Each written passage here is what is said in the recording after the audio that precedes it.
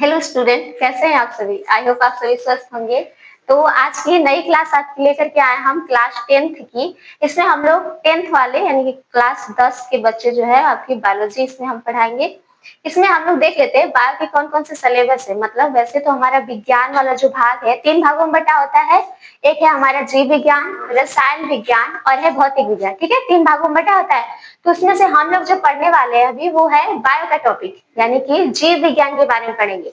तो हमारे 10 के जो जीव विज्ञान की टॉपिक्स है, यानी कि बोल सकते हैं जो जो विषय है उसमें से हम लोग क्या क्या पढ़ने वाले हैं।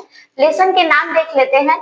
इस लेसन के नाम में सबसे पहला हमारा बायोलॉजी का जो चैप्टर है वो आता है जैव प्रक्रम। जैव का अर्थ होता है जीव, प्रक्रम का अर्थ होता है क्रियाएं।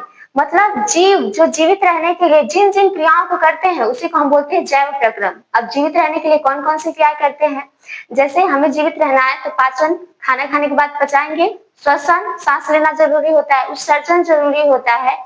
ठीक है, परिसंचरण यानी सर्कुलेशन बोलते हैं। तो ये सारी क्रियाएं जो होती है उसके बारे में हम लोग पढ़ेंगे जैव प्रक्रम में। जैव प्रक्रम के बाद से आता है नियंत्रण एवं समन्वय। मतलब हमारा ब्रेन, हमारा दिमाग जो होता है किस तरह से हमारी बॉडी को कंट्रोल करता है। ठीक है, तो उसके बारे में समन्वय और नियंत्रण में हम लोग पढ़ेंगे। जीव जनन कैसे करते हैं, हमें पता है कि प्रत्येक जीव चाहता है कि हमारी जो यह वंशावली है, मतलब एक पीढ़ी के बाद दूसरी पीढ़ी, दूसरी के बाद से तीसरी पीढ़ी ऐसे आती रहती है। तो यह केवल संभव है जनन के थ्रू। तो प्रत्येक जीव अपनी जाति को बनाए रखने के लिए क्या करता है, जनन करता है। तो हर एक प्रकार के जीवों में जनन कैसे होता है उसके बारे में हम लोग देखेंगे। तो जीव जनन कैसे करते हैं इस वाले में देखेंगे हम लोग।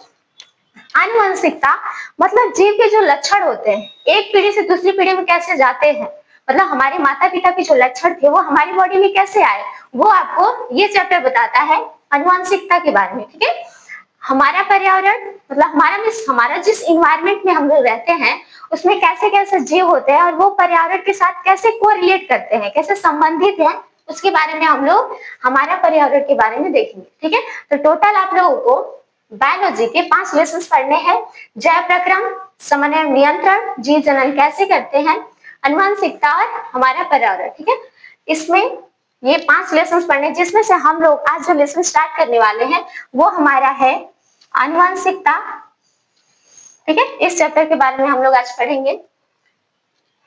ठीक है, तो इस लेसन में लेसन हमारा स्टार्ट हुआ आनुवंशिकता क्या होता है। तो आनुवंशिकता सबसे पहले क्या है ये दिमाग में आता है। तो वंश, ये जो आनुवंशिकता है इसको हम वंशागति के नाम से जानते हैं।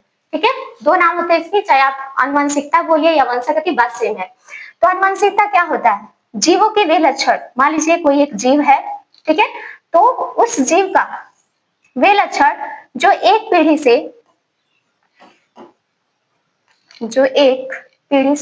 अब पीढ़ी क्या होती है, पीढ़ियां जो होती है, जैसे हमारे पेरेंट्स की एक पीढ़ी है, उसके बाद से हमारी पीढ़ी आई और हमारी जो नेक्स्ट पीढ़ी होगी, तो ये पीढ़ी दर पीढ़ी जो चलती है परंपरा, उसको हम पीढ़ी बोलते हैं। ठीक है, अब जैसे में हम समझ सकते हैं, मान लीजिए हमारे दादाजी थे यानी कि बाबा थे, तो बाबा के बाद से हमारे पिताजी हुए, पिताजी के बाद से हम है, तो ये हमारी जो जनरेशन है इसको हम बोलते हैं पीढ़ी। तो एक जो जीव होता है, ठीक है, वो क्या करता है, उस जीव के जो लक्षण एक पीढ़ी से दूसरी पीढ़ी में जाते हैं,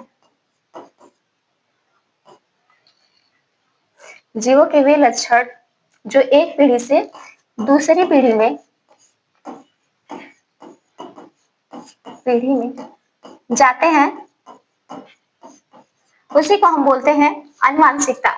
मतलब जो हमारे पेरेंट्स के कैरेक्टर थे वो यदि हमारी बॉडी में आ रहे हैं तो उसको हम बोलेंगे आनुवंशिकता। जैसे में क्या क्या हो सकता है, अक्सर ऐसा होता है जब बच्चा जन्म लेता है तो उसके पेरेंट्स बोलते हैं अरे इसकी नाक इस पे गई है या फिर इसकी जो चेहरे की बनावट है वो इनसे मैच कर रही है, तो आपके पेरेंट्स के जो गुण होते हैं वो आपकी बॉडी में आते हैं और ये जो गुण आ रहा है इसी प्रोसेस को हम बोलते हैं आनुवंशिकता। यानी कि जीवों के वे लक्षण जो एक पीढ़ी से कहा जाए दूसरी पीढ़ी में चली जाती है उसी को हम बोलते हैं आनुवंशिकता। ठीक है, अब मान लीजिए चली गई, पर कभी कभी ऐसा होता है कि पेरेंट्स अलग डिपार्ट के, बच्चा अलग डिपार्ट का हो जाता है।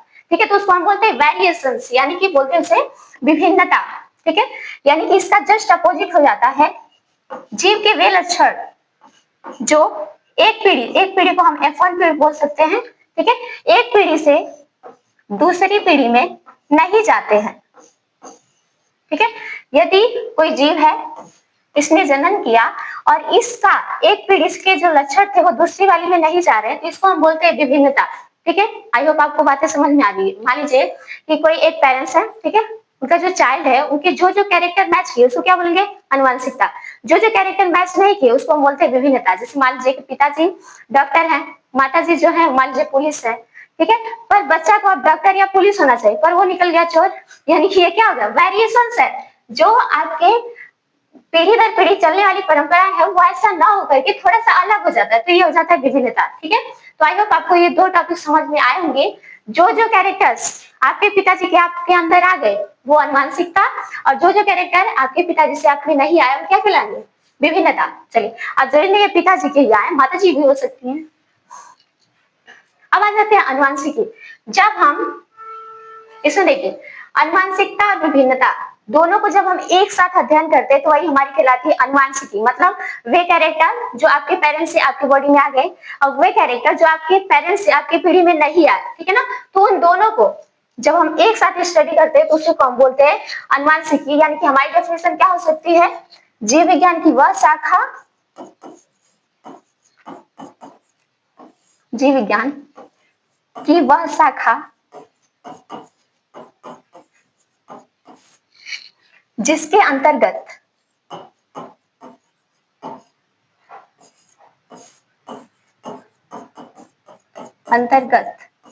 अभी अभी हम लोगों ने क्या पढ़ा, अनुवांशिकता, यानी कि अनुवांशिकता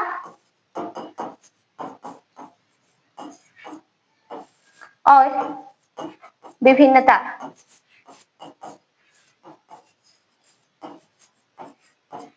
अनुवांशिकता और विभिन्नता दोनों का अध्ययन करते हैं,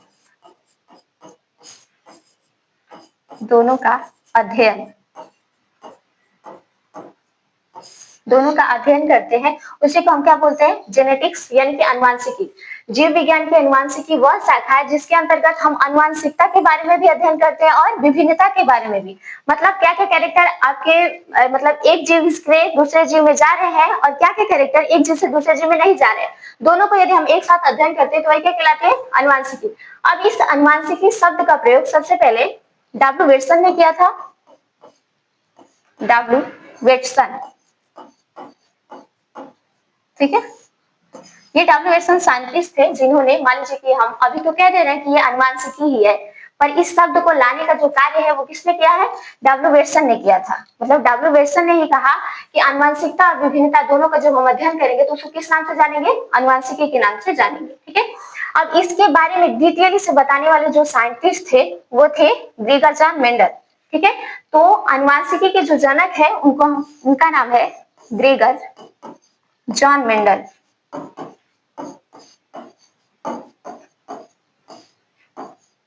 ठीक है, अगर पूछे कि अनुवांशिकी के जनक कौन है तब भी हम यही आंसर लगाएंगे, ग्रेगर जॉन मेंडल। और यदि पूछ दिया कि आधुनिक अनुवांशिकी के जनक कौन है तो उस कंडीशन में भी ग्रेगर जॉन मेंडल ही होते हैं। ठीक है, इतनी बातें क्लियर हुई। अब यहाँ पे एक और साइंटिस्ट का नाम दिख रहा है जिनको हम बोलते हैं जोहानसन। अभी अभी हम लोगों ने पढ़ा कि जीवों के वे लक्षण जो क्या होते हैं, यहाँ पे समझ लेते हैं। जीवों के वे लक्षण जो एक पीढ़ी से दूसरी पीढ़ी में क्या हो गए, चले गए, तो क्या कहलाएंगे, अनुवांशिकता। जीवों के वे लक्षण जो एक पीढ़ी से दूसरी पीढ़ी में नहीं गए तो क्या कहलाए, विभिन्नता। अगर दोनों का एक साथ हमने क्या कर दिया, मतलब ये जो जा रहे हैं और जो नहीं जा रहे हैं, इन दोनों का यदि हमने एक साथ अध्ययन कर दिया तो ये क्या कहलाएगा, अनुवांशिकी। अनुवांशिकी कहा गया।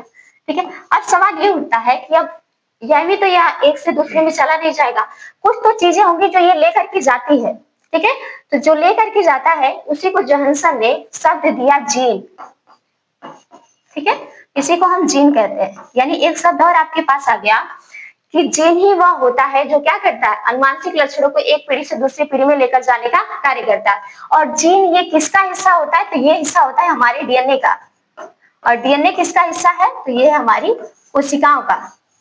अब इसमें और आप जाएंगे तो इसमें केंद्रक भी आता है, क्योंकि कोशिकाओं के अंदर केंद्रक होता है, तो यहाँ पे आप केंद्रक लिख सकते हैं। तो टॉपिक ये कोशिका या केंद्रक नहीं है, हमको बस ये हमारा जीन समझना है। यानी कि जोहानसन ने ये बताया कि जो एक पीढ़ी से दूसरी पीढ़ी में लक्षणों को ले जाता है, ये जो लक्षण है इसको ले जाने वाला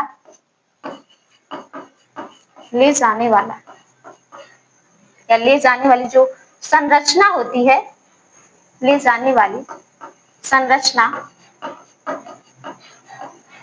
क्या कहलाती है? जीन कहलाती है। ठीक है, जोहानसन ने तो जीन बताया, लेकिन मेंडल ने, ग्रेगर जॉन मेंडल ने जब अपना प्रयोग दिखाया था तो इसी जीन को क्या कहा था? कारक वर्ड दिया था, कारक। ठीक है, समझ में आया? आपने इतना समझा कि आनुवंशिकता क्या है? एक पीढ़ी से दूसरी पीढ़ी में जो लक्षण जाते हैं उसको हम आनुवंशिकता कहते हैं। ठीक है, एक पीढ़ी से दूसरी पीढ़ी में जो ना जाए उसे विभिन्नता। दोनों का एक साथ अध्ययन किए तो आनुवंशिकी। ठीक है, और आनुवंशिकी शब्द का प्रयोग किसने किया? डब्ल्यू बेटसन ने।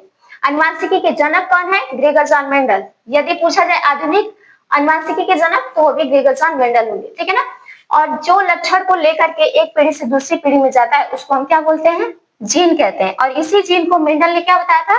ये क्या होती है? कारक होती है, यानी कि कारक होते हैं जो एक पीढ़ी से दूसरी पीढ़ी में जाते हैं। लेकिन जब जोहानसन आए तो इन्होंने कहा नहीं, कारक नहीं होता है, जीन होता है जो लक्षणों को एक पीढ़ी से दूसरी पीढ़ी में लेकर जाने का कार्य करता है। इतने टॉपिक्स आपको क्लियर हो गए होंगे। ठीक है, तो आप लोगों ने जोहानसन को जान लिया, आनुवंशिकी क्या होता है जान लिया, इसके जनक कौन है, शब्द का प्रयोग किसने किया, इतने सारे टॉपिक्स क्लियर हो चुके हैं। ठीक है, अभी चलते हैं हम लोग आगे की तरफ। इसको स्क्रीनशॉट लेना हो तो आप लोग ले सकते हो। ठीक है, ये आगे बढ़ते हैं। अब बात आ जाती है, जैसे उसमें एक बड़ा सा नाम आया है ग्रेगर जॉन मेंडल, इसी को जनक माना गया। जनक मतलब इस पूरी आनुवंशिकी के बारे में, जेनेटिक्स क्या होता है इसके बारे में बताने वाले जो हमारे साइंटिस्ट रहे हैं उनका नाम है ग्रेगर जॉन मेंडल। तो उनके बारे में थोड़ी सी बातें हैं, वो आप लोग जान लीजिए। इसमें से इंपॉर्टेंट कुछ पॉइंट्स होते हैं, जैसे इनका जीवन काल दिया गया। वैसे तो जीवन काल में ढेर सारी चीजें आती हैं, यहाँ पे इंपॉर्टेंट नोट ही आपको लिखाया गया है।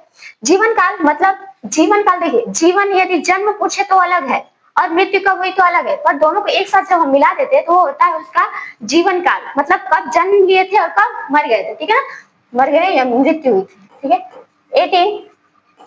1822 में इनका जन्म हुआ था और मृत्यु हो गई थी 1886 में। ठीक है, उसके बाद देखिएगा। ठीक है, तो इनका जीवन काल 1822 से 1884, नहीं इसमें ये थोड़ा सा सही कर लीजिए आप लोग, 1884 तक रहा है। ठीक है, जन्म स्थान, जन्म स्थान मतलब इसमें 3 जगह हमें पढ़नी होती है। इनका जो गांव था वो था सिलिसिया, सिलिसिया, सिलिसिया इनका गांव रहा है। ब्रून शहर है, ब्रून शहर, और ये ऑस्ट्रिया देश के रहने वाले थे। ठीक है, आप लिख देते हैं ऑस्ट्रिया देश।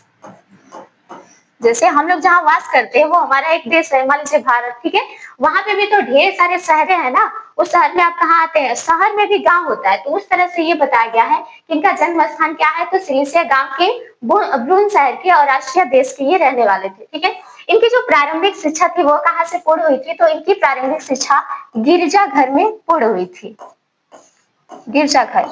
ठीक है, इसमें इंपॉर्टेंट नोट आपका यही है, पूछा जाता है मेंडल का प्रारंभिक शिक्षा बताइए तो गिरजाघर, याद रखिएगा। इन्होंने ये जो आनुवंशिकी के बारे में बताया है, तो इन्होंने अपने प्रयोग के लिए किसको लिया था, किसका चयन किया था, तो इन्होंने उद्यान मटर का चयन किया, उद्यान मटर। अब उद्यान ये है क्योंकि ये बगीचे में उगता था। ठीक है ना, और ये है आपका मटर।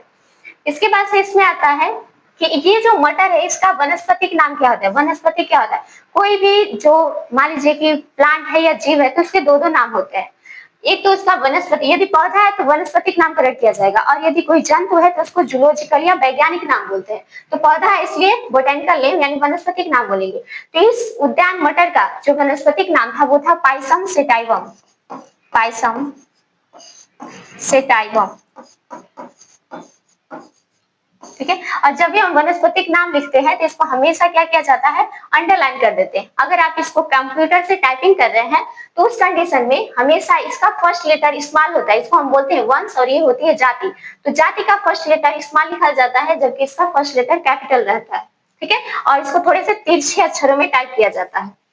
आनुवंशिकी की नींव, जो ग्रेगर, नींव का मतलब होता है प्रारंभ, कब इन्होंने अपनी आनुवंशिकी के बारे में बताना स्टार्ट किया था, तो ये था 1866।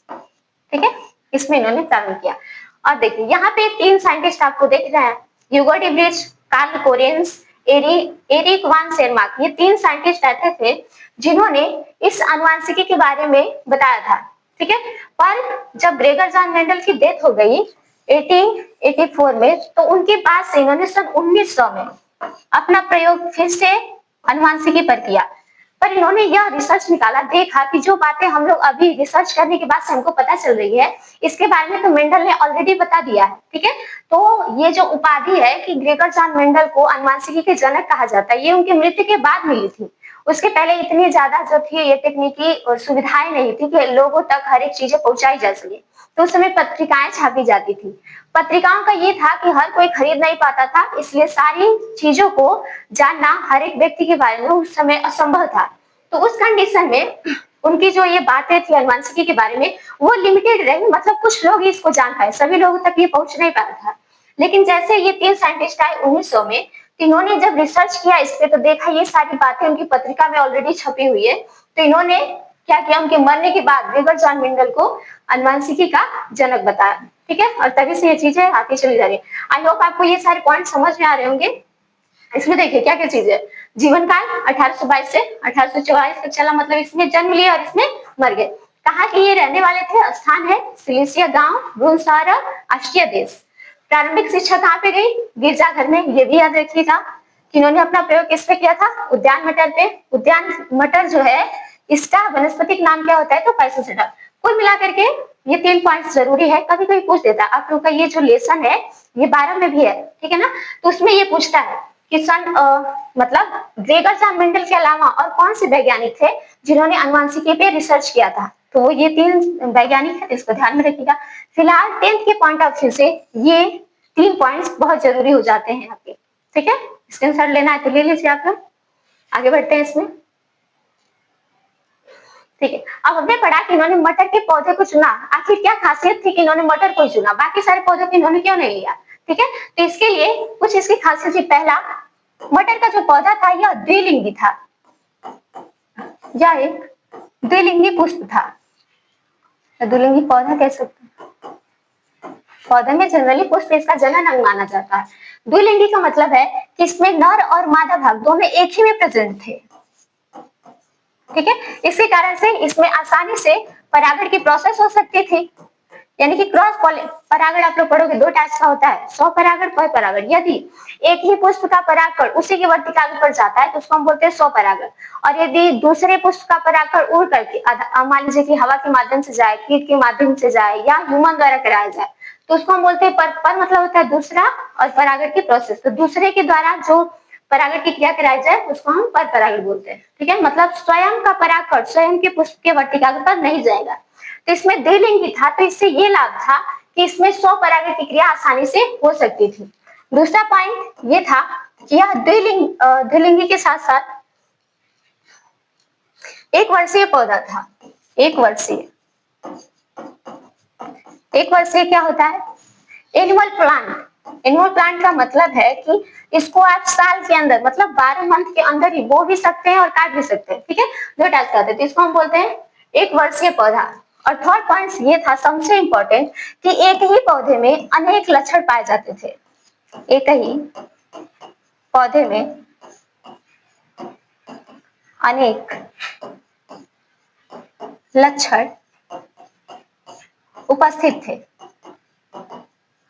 अनेक लक्षण उपस्थित, जैसे पहला तो आपने समझ लिया कि एक ही पुष्प होगा, उसमें नर और मादा भाग होगा, तो इसलिए इसको हम बोल रहे हैं द्विलिंगी, बाइलिंगुअल प्लांट होता है, ठीक है। एक वर्षीय मतलब एक वर्षीय इसलिए कि साल भर के अंदर बोया जा सकता है और काटा जा सकता है। अब ये नहीं कि पूरा साल भर, मतलब साल भर के अंदर इसकी 2 फसलें आप उगा सकते हैं। तो अगर मान लीजिए जल्दी जल्दी उगेगा तो जो इनकी गलतियां होंगी उसको सुधारेंगे, फिर से नया बोएंगे, फिर उसको सुधारेंगे, तो इसलिए इन्होंने ऐसे पौधे लिया। मान लीजिए अभी ले लेते आम का पेड़, अब उसको तो बड़े होने में इतना टाइम लग जाएगा, पता चलता है कि मेंढल को 2 बार जन्म लेना पड़ता है, ठीक है ना। चलिए, एक ही पौधे में अनेक लक्षण पाए जाते थे। अनेक लक्षण का मतलब क्या है, अगर आपने मटर की खेती देखी होगी तो उसमें देखते होंगे कुछ पौधे लंबे होते हैं, कुछ छोटे होते हैं, उसका जो रंग होता है पुष्प का, कुछ का गुलाबी हो जाता है, कुछ का बैगनी रहता है, कुछ सफेद में जाते हैं, ठीक है ना। तो इन सबको ध्यान में रखते हुए उन्होंने इसके मटर के पौधे को चुना था। अब जो लक्षण थे उससे क्वेश्चंस आते हैं। ठीक है। इसमें मेंडल द्वारा चुने गए 7 जोड़ी, उन्होंने टोटल कितने जोड़ी लक्षण लिए थे उस पौधे से, तो 7 जोड़ी लक्षण लिए थे। कौन कौन सा था? पहला इसमें आ जाता है पौधे की लंबाई, पौधे की लंबाई, मतलब मेंडल साहब, मतलब इसमें वैसे मेंडल के बारे में आप बात करें तो वो जो थे एक महान गणितज्ञ थे, मैथमेटिक्स के वो बहुत बड़े ज्ञाता थे। उन्होंने इनकी ये, जब उन्होंने अपनी अनुवांशिकी का नींव रखा, इसके बारे में बताया, तो इसको सभी लोगों तक न पहुंचने का एक कारण और भी था कि उन्होंने अपनी इस अनुवांशिकी बायोलॉजी भाषा में मैथमेटिक्स का उपयोग किया था। और आपको पता है जो भी बायो के बच्चे होते हैं उनको मैथमेटिक्स से तो एकदम दूर ही रहते हैं, ठीक है। तो उस कंडीशन में जो साइंटिस्ट थे उन्होंने भी ज्यादा उनको मतलब ज्यादा इंपॉर्टेंस नहीं दिया, क्योंकि उन्होंने उसमें मैथ का उपयोग किया था। तो पौधे की लंबाई, मतलब इन्होंने देखा जब ये घूमते हुए गए थे उद्यान मटर, यानी कि जो बगीचे था उसमें देख मटर का भी जो पौधा था वो कुछ क्या थे, लंबे थे, और कुछ क्या थे, छोटे थे। आप लोगों ने देखा होगा कभी उसमें फली जब लगता है तो कुछ पौधे बहुत बड़े बड़े हो जाते हैं और कुछ छोटे ही रह जाते हैं। तो इस कंडीशन में जो पहला था प्रभावी, लंबा, और अप्रभावी वाला जो था वो कैसा था, बौना था। मतलब प्रभावी लक्षण वे होते हैं जो F1 पीढ़ी में खुद को रिप्रेजेंट कर देते हैं, और जो F2 पीढ़ी में खुद को रिप्रेजेंट न कर पाए उसको हम अप्रभावी कहते हैं। समझाने के लिए आप ऐसे समझ सकते हैं, मान लीजिए कि आप एग्जाम या फिर बोल सकते हैं टेस्ट आप दे रहे हैं क्लास में, ठीक है। उसमें टीचर ये कहेगा कि आप लोगों ने टेस्ट किया, जिसका इतना नंबर आया, मान लीजिए 10 नंबर का टेस्ट हुआ, तो जो जो 10 नंबर लाएगा वही आपके नेक्स्ट क्लास में जा पाएगा, ठीक है। जिसका नहीं आएगा वो इसी क्लास में रह जाएगा।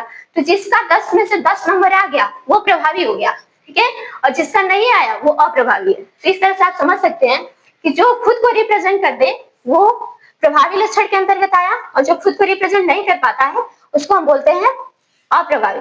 और खुद को रिप्रेजेंट कब करेगा, F1 जनरेशन से F2 जनरेशन में, ठीक है ना। चलिए, पौधे की लंबाई हो गई, उसके बाद से इसमें आता है पुष्प का रंग,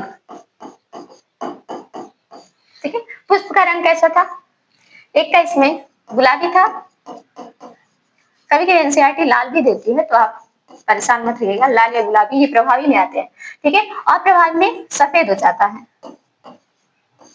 ठीक है।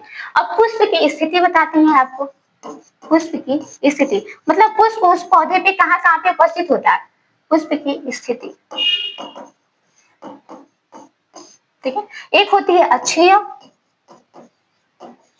और एक होती है अंत्य। ये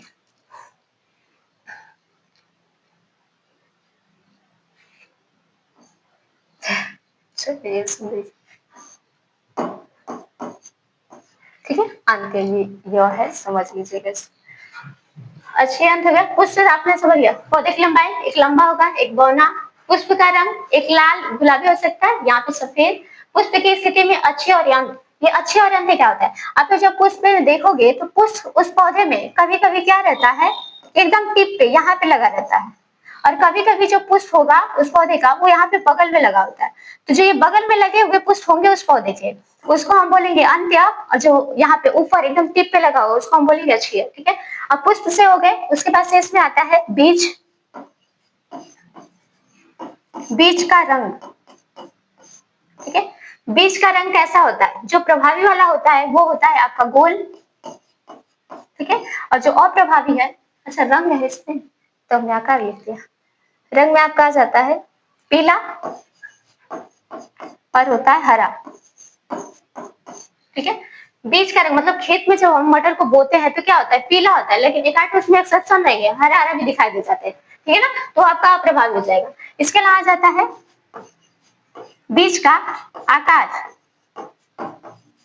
आकार ज्यादातर जो बीज होते हैं आपके गोल दिखाई देंगे, ठीक है, लेकिन कुछ जो होते हैं वो झुर्रीदार होते हैं, झुर्रीदार, झुर्रीदार नहीं बोल रहे हैं, झुर्रीदार है ये, ठीक है। झुर्रीदार का मतलब क्या होता है, यहाँ पे ऐसे इंचेक्ट के लिए एकदम गोल हो जाएगा, और एक आध बीज ऐसे लगे कि जगह जगह से लग रहा है कि ठोक दिया गया है, इसको अंदर की तरफ चला जाता है, ये हो जाएगा आपका झुर्रीदार। इसके बाद से आपका आ जाता है फली का रंग, फली का रंग, फली हम लोग नॉर्मली लैंग्वेज में जिसको हम छिमी बोलते हैं, ठीक है ना, वो है ये फली का रंग। अगर आप बाजार जाएंगे खरीदेंगे तो कैसा वाला लेंगे, हरा वाला ही लेंगे, ठीक है, हरा। और क्या हो जाता है जो खराब हो जाएगा वो पीला हो जाता है। इतना हो गया। उसके बाद से आ जाएगा फली का आकार।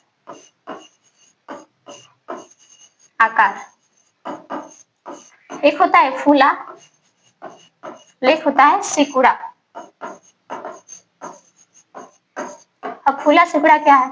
जैसे जब आप मटर लेने गए होंगे तो एक आध ऐसे मटर होते हैं जो एकदम ऐसे फूले फूले होते हैं, एक आध ऐसे रहेंगे एकदम पचक जाएंगे सब, ठीक है। तो ये वाली बात की गई है और ये हर वाला आप समझ रहे। तो चलिए एक बार देख लेते हैं। लक्षण में 7 जोड़ी लक्षण है।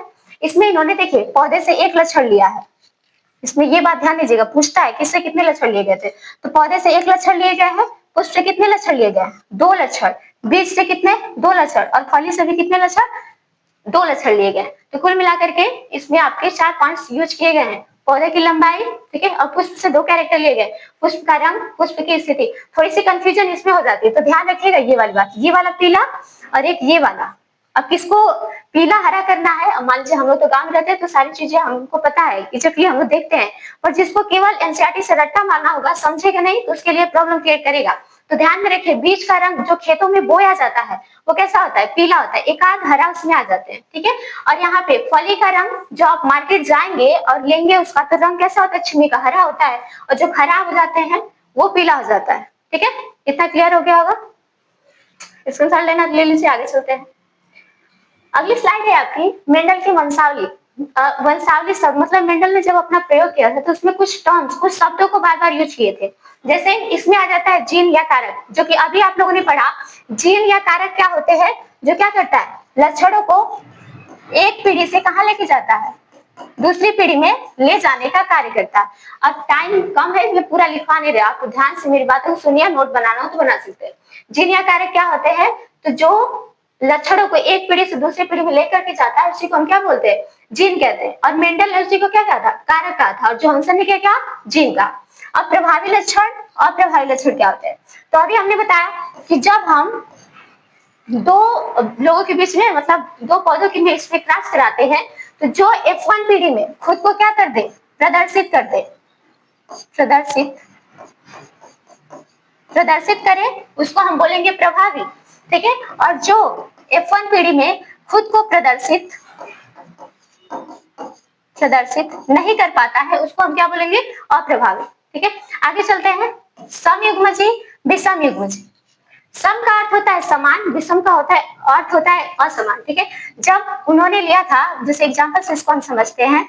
मान लीजिए हमने लिया पौधे की लंबाई, पौधे की लंबाई में प्रभावी में अभी हम लोगों ने क्या पढ़ा? एक होता है लंबा और एक होता है बौना। बौना मतलब छोटा पौधा, ठीक है। तो अब लंबा जो है, अब इसके जीन को हमें देखना है तब हम इसको आइडेंटिफाई कर पाएंगे। तो लंबा जो होता है इसको हम टाल बोलते हैं। तो टाल का जीन इन्होंने लिया कैपिटल टी, और इसी का अपोजिट करेंगे तो क्या आ जाएगा? स्मॉल टी और स्मॉल टी, ठीक है। तो ऐसे जीन जो आपस में क्या होते हैं? समान होते हैं, ठीक है। अब देखिए ये दोनों स्मॉल टी है तो स्मॉल, कैपिटल टी है तो कैपिटल ही है, दोनों स्मॉल है तो स्मॉल ही है, तो इसको हम बोलेंगे समयुग्मजी, ठीक है। यह है समयुग्मजी, ठीक है। और जीनों के वे लक्षण जो आपस में समान नहीं होते, मान लीजिए एक इसका ले लिया एक इसका, यानी कैपिटल टी और स्मॉल टी, तो इसको हम क्या बोल देंगे? विषमयुग्मजी। विषम असमान, ठीक है ना, विषमयुग्मजी। समझ में आ रहा है? जीन या कारक क्या? जो F1 पीढ़ी से F2 पीढ़ी में लक्षणों को ले जाने का कार्य करते हैं, जीन या कारक कहलाएंगे। प्रभावी, जो F1 पीढ़ी में खुद को क्या कर दे? प्रदर्शित कर देता है खुद के लक्षणों को, तो उसको हम बोलेंगे प्रभावी लक्षण। और वे लक्षण जो F1 पीढ़ी में खुद को प्रदर्शित नहीं कर पाते हैं उसको हम क्या बोलेंगे? अप्रभावी लक्षण। समयुग्मजी क्या होते हैं? तो पौधे के वे लक्षण जो आपस में, जिनके जीन क्या होते हैं? समान होते हैं, उसको हम बोलेंगे समयुग्मजी, ठीक है। और जिनके जीन आपस में समान नहीं होते उसको क्या बोलेंगे? विषमयुग्मजी। इतना क्लियर हो गया? आगे चलिए। एक और आता है जीनी रूप और दृश्य रूप। जीनी रूप जो होता है ये जीन से संबंधित है और जीन को हम बाहर से नहीं देख सकते, ठीक है। और दृश्य का अर्थ होता है बाहरी चीजें जो बाहर से हमें स्पष्ट रूप से दिख रही है। जैसे मान लीजिए पौधे की लंबाई हमने ले लिया, तो पौधा लंबा है कि छोटा है, किस कलर का है, वो तो हम देख करके पता कर सकते हैं, तो वो हमारा दृश्य रूप कहलाएगा। और जीनी रूप वो होते हैं जो उसके अंदर है, जब हमने क्रॉस किया तब ना हमको पता चलेगा कि जीन कैसा है। तो एक शब्द में आप बोल सकते हैं जीनी रूप वो है जिसे हमेशा प्रयोगों द्वारा प्राप्त किया जाता है, प्रयोगों द्वारा प्राप्त किया जाता है। ठीक है, और दृश्य रूप वो होते हैं जिसको हम देख करके, यानी कि जिनको देख करके पता लगाया जा सकता है।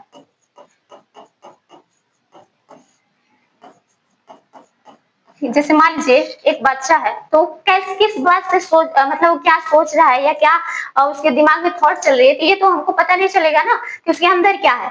या फिर एक भाषा में समझिए, व्यक्ति के अंदर क्या है वो हमें दिखाई नहीं दे रहा, तो क्या है, जीनी रूप है। ठीक है, और जो स्पष्ट रूप से आप उसको देख पा रहे, काला है कि गोरा है, लंबा है, छोटा है, जो ये लक्षण है उसकी क्या है, दृश्य रूप है। तो इसी तरह से पौधों में होता है, पौधों के वे लक्षण जो उसके जीन में निहित होते हैं, जिसको केवल प्रयोगों द्वारा प्राप्त किया जाता है, उसको जीनी रूप। और पौधे के वे लक्षण जिसको हम देख करके ही बता दें कि वो कैसा है, तो उसको हम बोलते हैं दृश्य रूप। क्लियर हो गया होगा।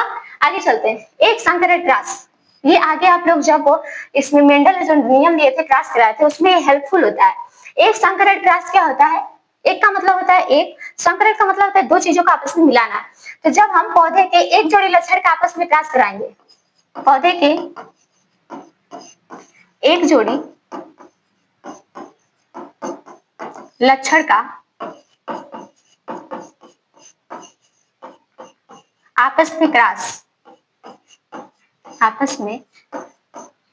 या संकरण बोल सकते हैं, आपस में क्रास क्या कहलाता है, एक संकरण क्रास कहलाता है। एक संकरण क्रास कहलाता है।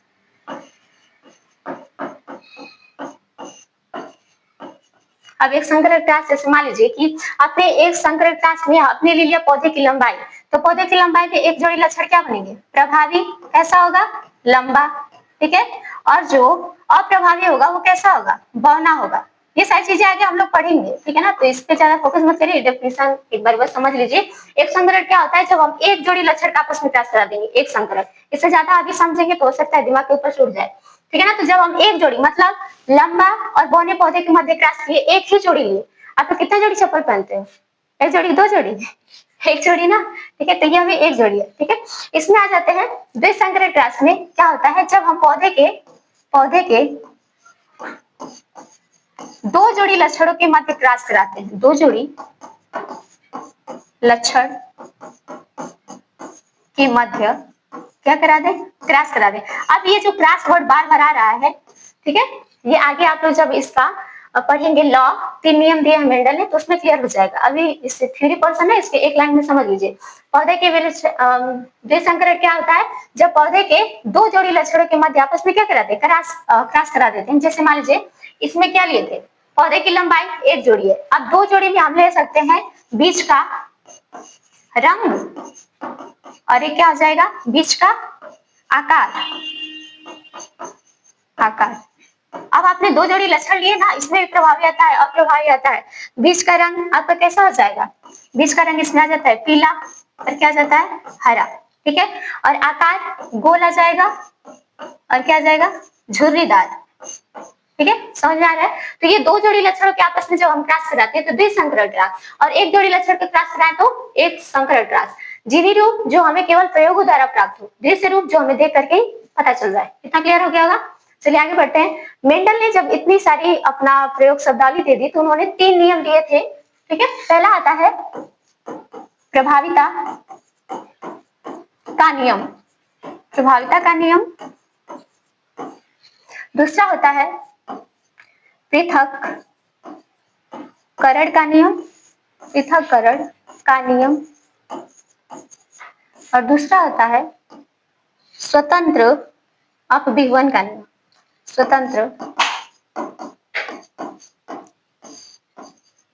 स्वतंत्र अपविहवन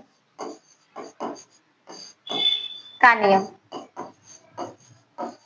ठीक है, मेंडल ने कितने नियम दिए थे, प्रभाविता के नियम, पृथक्करण का नियम, स्वतंत्र अपविहवन के नियम। अब इन सभी नियमों को हम अलग अलग नाम से भी जानते हैं। प्रभाविता के नियम को पूछ सकता है कि प्रबलता के नियम बताइए, प्रबलता का नियम, इसे प्रबलता का नियम भी कहते हैं, ये चीज याद रखिएगा। दूसरा इसमें आ जाता है आपका पृथक्करण में, अब आता है शुद्धता का नियम, शुद्धता का नियम। ठीक है, और इसमें स्वतंत्र अभिवन के नियम को हम बोलते हैं द्विसंकरण क्रॉस का नियम। द्विसंकरण क्रॉस का नियम।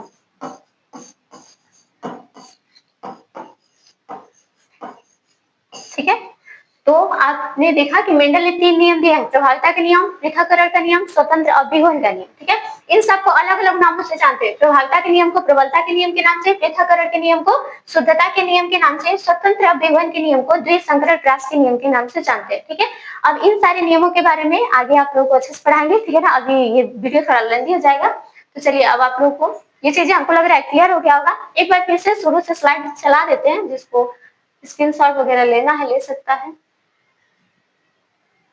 ठीक है, तो पहले हमें आप लोगों ने लेसन कितने हमको पढ़ने हैं बायोलॉजी में वो आप लोगों ने देखा है। दूसरे वाले में अनुवांशिकता, एक पीढ़ी से दूसरी पीढ़ी में जो लक्षण चले जाएं वो कहलाएंगे विभिन्नता, जो एक पीढ़ी से दूसरी पीढ़ी में लक्षण नहीं जाएंगे विभिन्नता कहला जाएंगे। दोनों का एक साथ अध्ययन करें तो अनुवांशिकी, इसका प्रयोग डब्ल्यू विल्सन ने, शब्द का प्रयोग, ये चीज याद रखिएगा, शब्द का प्रयोग डब्ल्यू विल्सन ने किया। जनक ग्रेगर जॉन मेंडल है, जोहानसन ने जो लक्षण ले जाता है उसी संरचना को क्या कहा, जीन कहा था। ये बातें आप लोगों ने पढ़ लिया। आगे ग्रेगर जॉन मेंडल का जीवन काल, इसमें से 3 पॉइंट्स आपको कहे हैं, बहुत ज्यादा जरूरी है। प्रारंभिक शिक्षा गिरजाघर में कंप्लीट हुई थी, प्रयोग उद्यान मटर पे किया, और उद्यान मटर का जो वनस्पतिक नाम है वो पाइसन से टाइबम होता है। आगे चलते हैं, पौधे को इसी को क्यों चुना, तो उसके 3 कारण थे। द्विलिंगी पौधा था, एक वर्षीय था, और एक ही पौधे में अनेक लक्षण दिखाई देते थे। अब इन अनेक लक्षणों में से उन्होंने कितने लक्षण लिए थे, 7 जोड़ी लक्षण लिए थे। ठीक है, ये क्लियर हो गया।